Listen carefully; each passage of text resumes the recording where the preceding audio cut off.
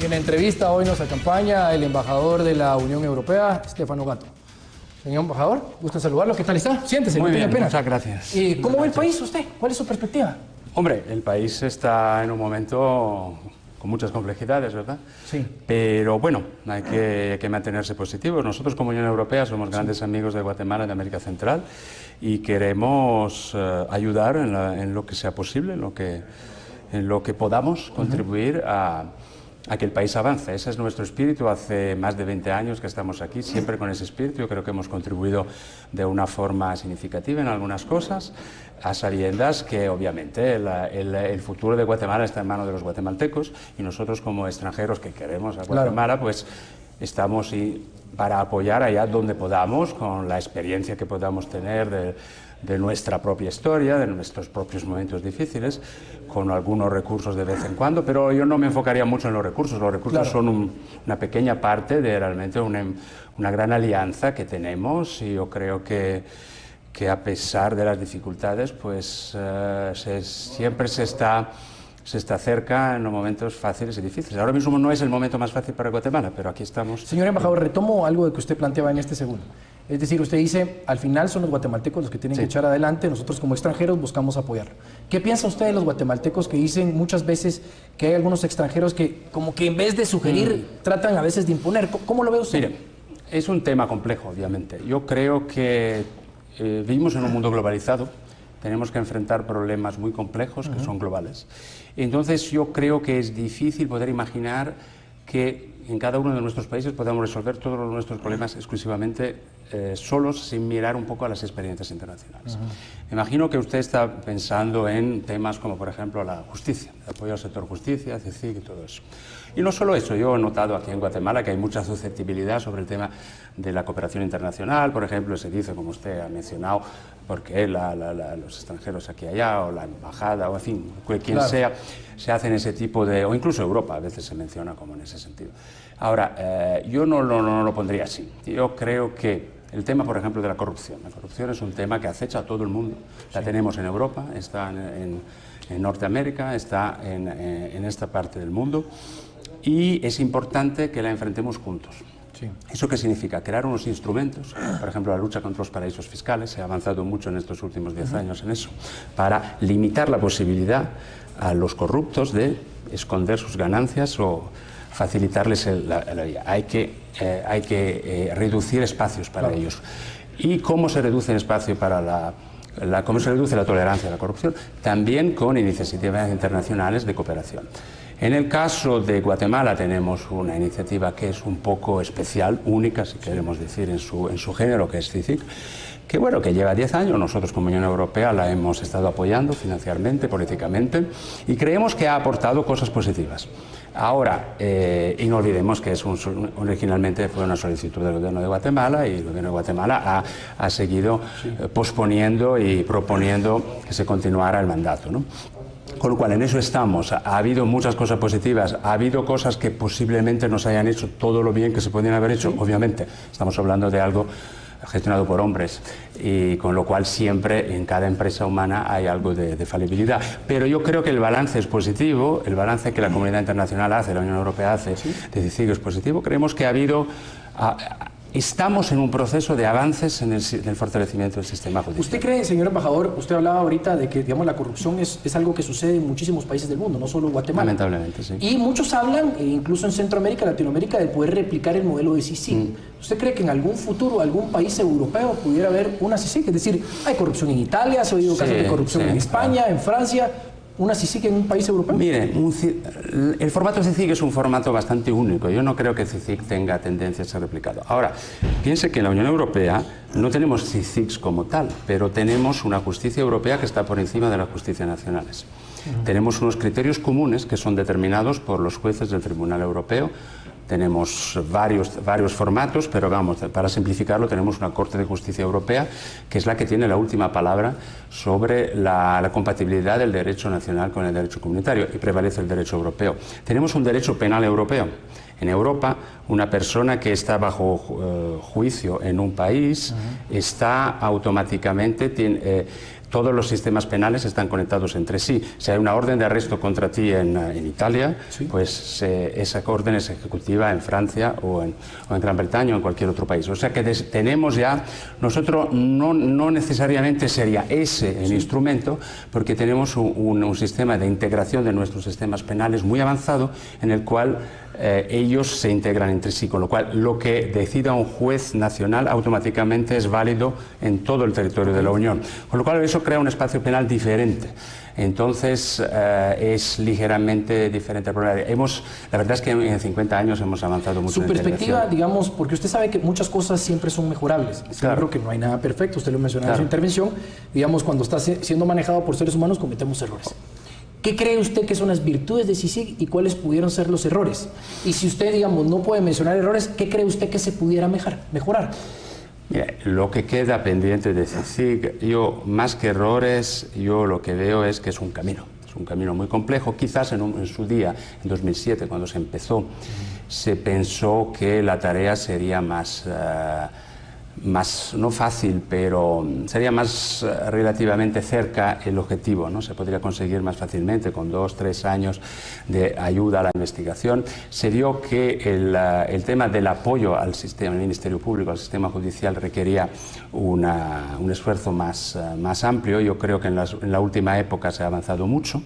Es verdad que no se ha llegado todavía a una etapa de judicialización, es decir, los juicios todavía están pendientes, muchos de ellos, pero es verdad que las investigaciones han avanzado mucho. Ahora, una investigación, evidentemente yo no soy quien para juzgar si una investigación está bien hecha, mal hecha. Eso es un tema que escapa completamente. No tengo los elementos, como casi ninguno los tenemos. La verdad es que son los jueces que tienen.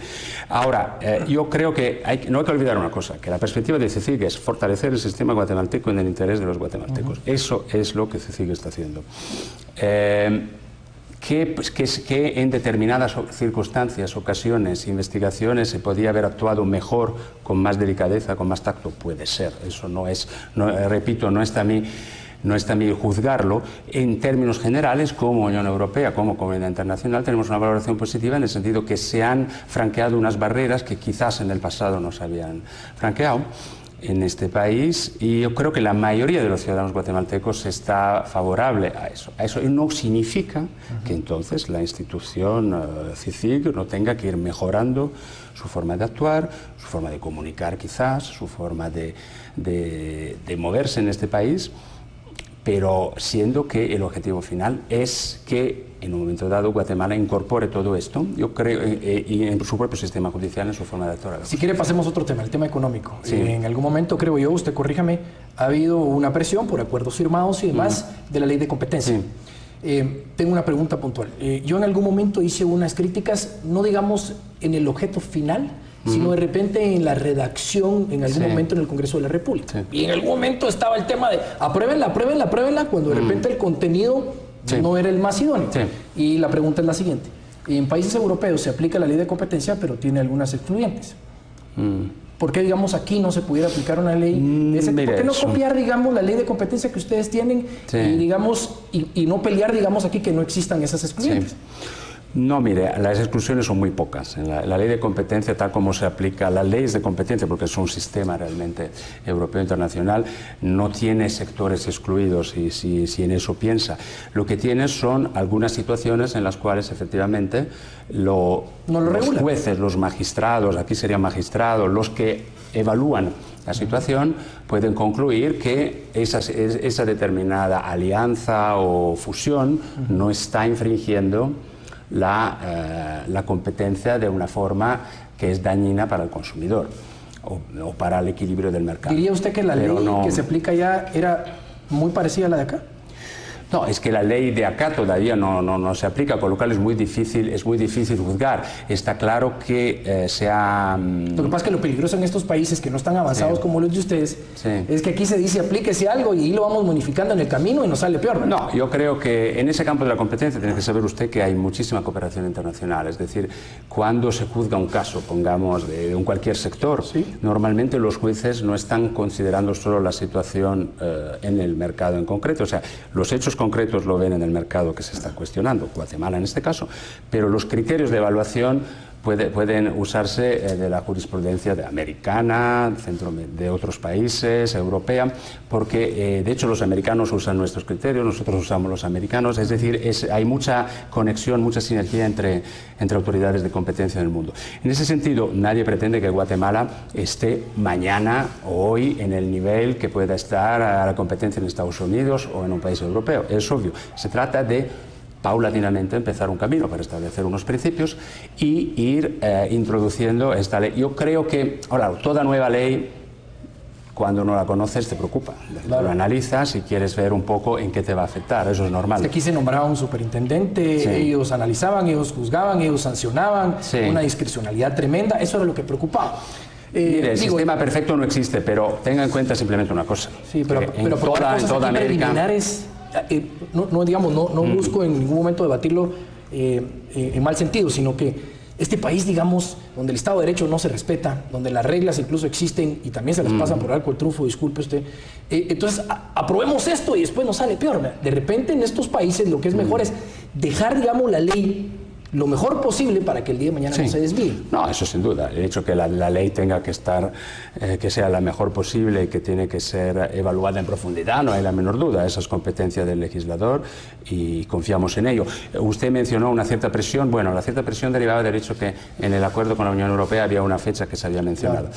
Ahora, eso hay que tomarlo con cierta libertad, es decir, es verdad, había eso, ya se ha pasado ese plazo. Sí. Nosotros efectivamente desearíamos, en fin, veríamos con favor que la ley se aprobara, pero desde luego lo que queremos es que se apruebe una ley que reúna consenso, que sea la ley más avanzada posible, más factible, más realista, teniendo en cuenta que Centroamérica toda tiene ya la ley y que eso está enmarcado en lo que es el desarrollo de una integración centroamericana. Tengo un tema que le quería preguntar. Las ONGs, primero, ¿cuál es su perspectiva? Si en algún momento hay recursos a estas ONGs, ¿existe algún protocolo sobre, digamos, a cuál se le designa dinero? Sí. ¿Y existe una rendición de cuentas o una fiscalización para saber, digamos, mire, yo le entregué dinero a ellos para esto y eso es lo que están ejecutando? ¿Por qué le planteo esto? Porque han surgido casos donde algunas ONGs dicen, por ponerle algo hipotético, que iban a sembrar alcachofa. Y después resulta que no están haciendo eso y no para eso se están gastando el dinero. Entiendo. ¿Hay de parte de quienes dan el dinero una fiscalización de que efectivamente se gasten el dinero para eso? Mire, yo puedo hablar por el sistema nuestro, el sistema de la Unión Europea. Muchas veces se habla de Europa, pero claro, a veces Europa es... sí, lo que es la Unión Europea, nosotros tenemos cada 2 años un llamado a propuestas que se pueden presentar. La presentan ONGs, otro en el ámbito de derechos humanos. Definimos unos temas prioritarios, como puede ser derechos de la mujer, puede ser prevención de la violencia, no, justamente para enmarcar un poco, porque si no se nos presenta cualquier cosa. Para poder comparar. Acabamos ahora de atribuir una serie de contratos, se ha tomado una serie de decisiones, el procedimiento es muy riguroso, hay unos términos de... Primero se evalúa la capacidad técnica y financiera que esta ONG tiene, la capacidad de autofinanciación también. Segundo, se evalúa la pertinencia de las actividades, su coherencia también con la visión que tenemos de nuestra relación con Guatemala. Y después se da un seguimiento. Yo tengo compañeros en mi oficina que se ocupan de...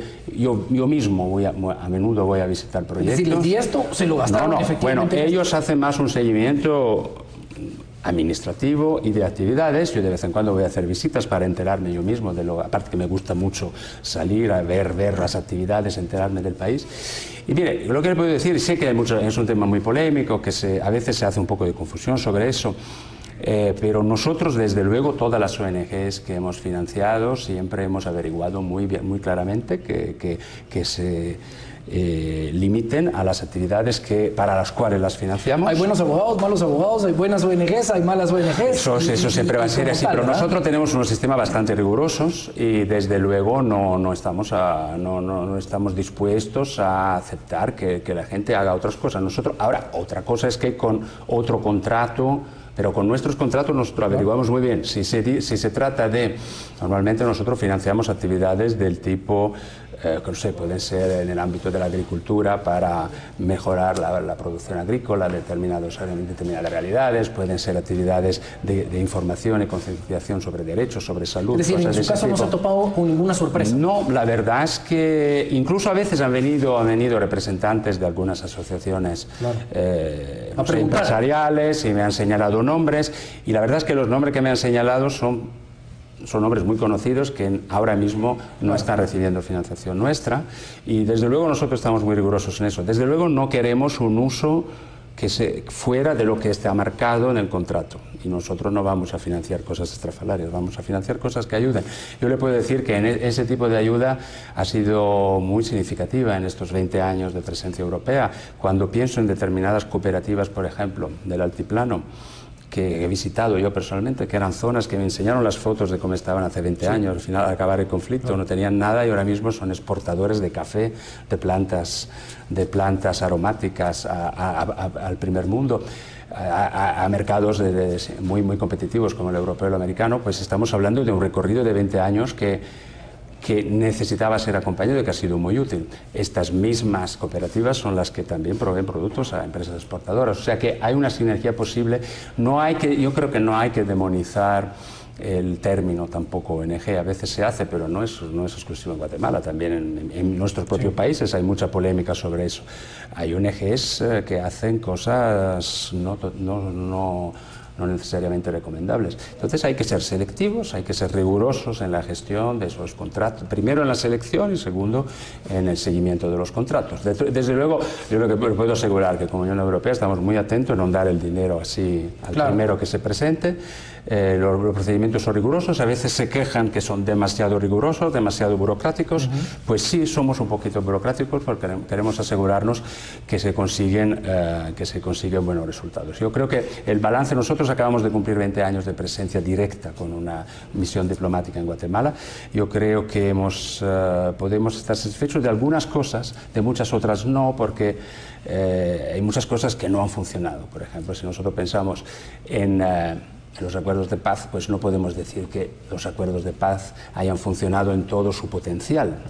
20 años más tarde el país no ha mejorado lo que quizás se pensaba hace 20 años en todas sus dimensiones. Ha crecido económicamente. ¿Cuánto tiene usted de estar en Guatemala, señor embajador? Tengo un año ahora, un año. Un año. ¿Y conocía usted antes de venir a Guatemala? Sí, yo estuve en El Salvador anteriormente, estuve en El Salvador 4 años, así que estoy bastante... tengo cierta exposición a la región. O sea, las metas al final de ustedes es aportar al país, digamos así, en eso nos deberíamos de quedar. Claro, aportar al país, ayudar a... mire, nosotros tenemos un acuerdo de asociación, usted sabe, el acuerdo de asociación con América Central, del cual Guatemala se ha beneficiado bastante. De hecho, Guatemala ha mejorado su comercio más que nosotros desde que el acuerdo está en vigor, 2013. Las firmas guatemaltecas están exportando más a Europa de lo que hacían, y las firmas europeas no han mejorado su presencia en Guatemala, probablemente porque falta un poco de información de nuestro lado. Entonces, es un acuerdo que favorece a Guatemala, pero ese acuerdo no es un acuerdo exclusivamente económico, es un acuerdo donde realmente hemos querido crear una asociación entre nosotros. Intercambio de experiencia, intercambio de conocimientos. Entonces hay un enorme potencial ahí. Claro. Hay mucho trabajo por hacer en Guatemala, me imagino, ¿verdad? Eso es parte de lo que el guatemalteco quisiera ver. Señor embajador, se me acaba el tiempo, pero le agradezco muchísimo por haber estado con nosotros. Esta es su casa. Me faltaron muchas preguntas, seguramente usted parte de la respuesta, pero bueno, ¿qué se puede hacer cuando uno tiene 20 minutos? Le agradezco por haber estado con nosotros. A todos ustedes, aquí con el señor embajador de la Unión Europea, les agradezco por haber visto el programa. Nos vamos al corte, pero ya viene con ustedes el señor José Eduardo Balizán.